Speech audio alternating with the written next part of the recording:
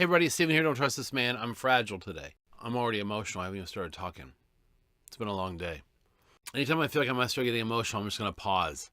And I'll trust my crack editing team to edit out all the bits where I almost cry. Don't trust this man. So, I want to tell you a quick story. I used to pastor a church. I used to be a pastor of a church, a Pentecostal church. A small little church in the southern part of a state in America. And I was young.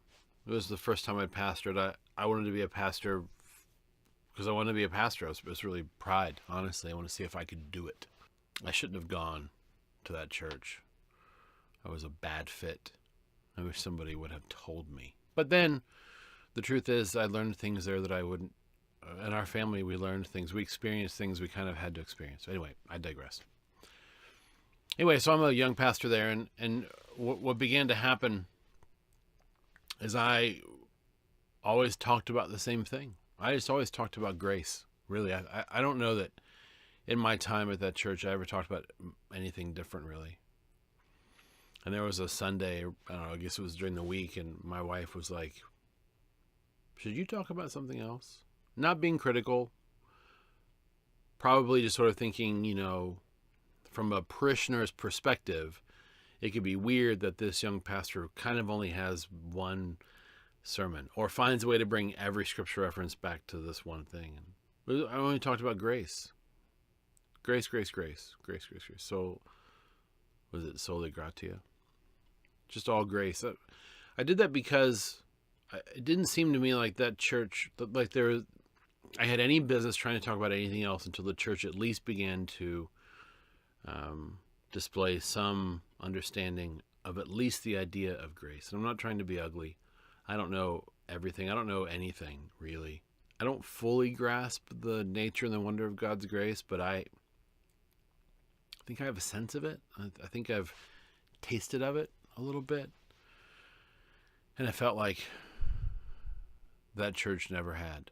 And it didn't seem like it was worth talking about anything else until we got somewhere with grace. And so that's all I ever talked about. And then they made me leave. So they won. That's another story. The reason I say that is because, I don't know if what I'm about to say is something I've said before. But so I always talked about grace because it's just what I felt like I needed to talk about. And I feel that way right now. That I don't know if I've mentioned this before, but it just feels like the thing I need to say. So if it's a repeat, if this is the same thing I've said 1,000 other times and you don't need it or care, go away. I'm just kidding. I'm sorry, but it's okay. Because what I was really thinking on the way home was, because that was my first thought on the way home from work was, oh, this is the place I'm in. Then I thought, I wonder if I should talk about this on Don't Trust This Man. Then I thought, yeah, but what if you always say the same thing? What if this is another time when you're just saying the same thing all the time? And I thought about that story about grace. And I thought, no, I did that because it felt like and this feels like the thing I need to say. This is where I am. That's what all boils down to. And at that church, that was where I was. That's where we were together. We were at a place where we needed grace. And today, this is where I am. And this is where I am. You ready? I'm uncomfortable. Not like socially, although that happens too. And not literally sitting in this chair, I'm fine. I'm uncomfortable sort of like in my being. I feel like, and this is going to sound weird, I don't mean it euphemistically, it's going to sound odd. My 8-year-old self, or 8th grade self thinks this is funny. God has me in an uncomfortable position. And it feels like he's okay with that. She's okay with that. And it's not going to change. And it's hard. Today it's difficult. Today I'm tired. And so what I wanted to say to you is if you are in an uncomfortable position, if you are in an uncomfortable situation, if you are in an uncomfortable circumstance, if where you are on your spiritual journey is difficult and uncomfortable for you today, I'm sorry. And it might need to be uncomfortable for a little bit longer. I don't know. It's not for me to speak to. I have no idea what your days are, what your journey looks like. But I do have a sense that sometimes God is okay with us being uncomfortable. Because there can be fruit from our discomfort. I was having this conversation at work today, actually, a little bit. And I was recounting, I'd remembered this over the weekend because I thought a lot about this over the weekend, how uncomfortable I feel with God, how there are so many things I want him to do in my life and for me and around me, and so many promises I want him to keep, which I've mentioned before. I just feel uncomfortable, and I feel like, I sort of do this sort of crying out thing, like, well, what do you want? And all I hear is, doing great. Keep on trusting. Anyway, I was thinking about this guy. His name's Joel Harper. I don't know if he is now, but he was a fitness guy. He did, what's it called when all you use is your body weight? Is that plyometric? Is that right? I could be wrong.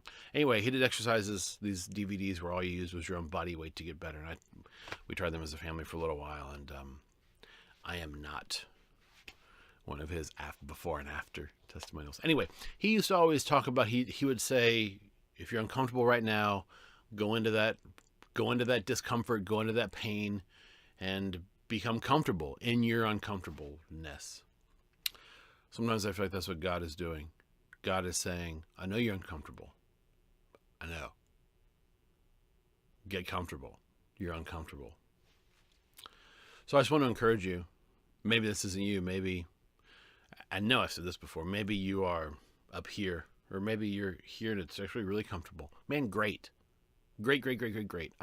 I rejoice with you. I celebrate with you. But if you are uncomfortable, if you are being stretched, if you are experiencing strain,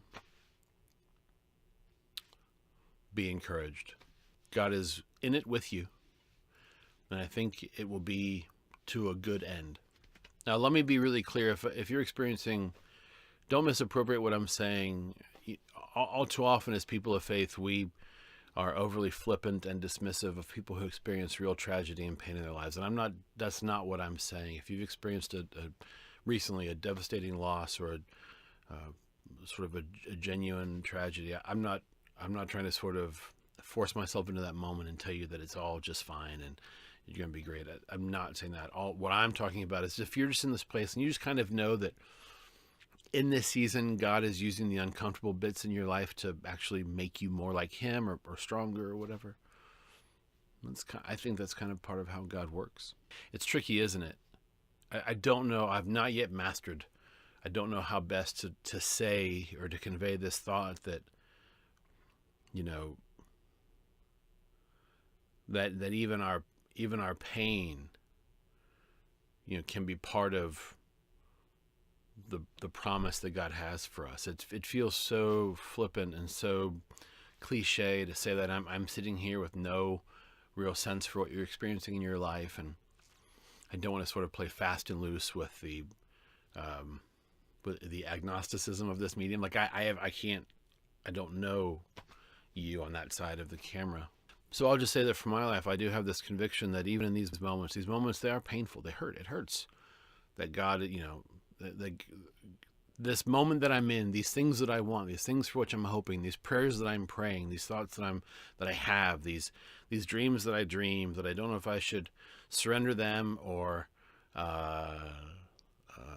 pursue them, or all these questions with no answers. It's all uncomfortable and it's all painful, but I do believe that there is something of God's promise through the pain.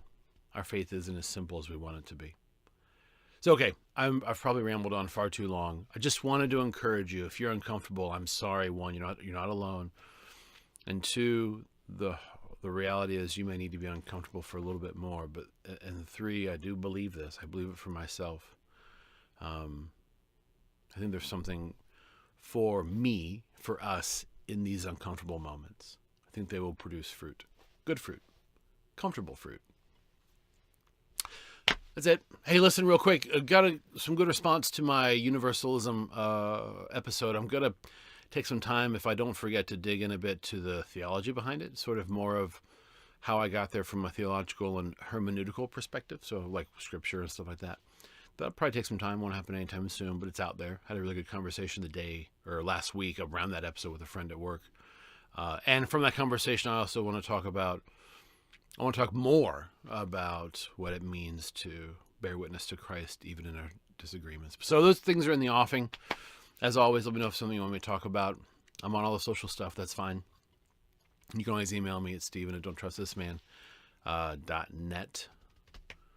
Until we're together again, be well.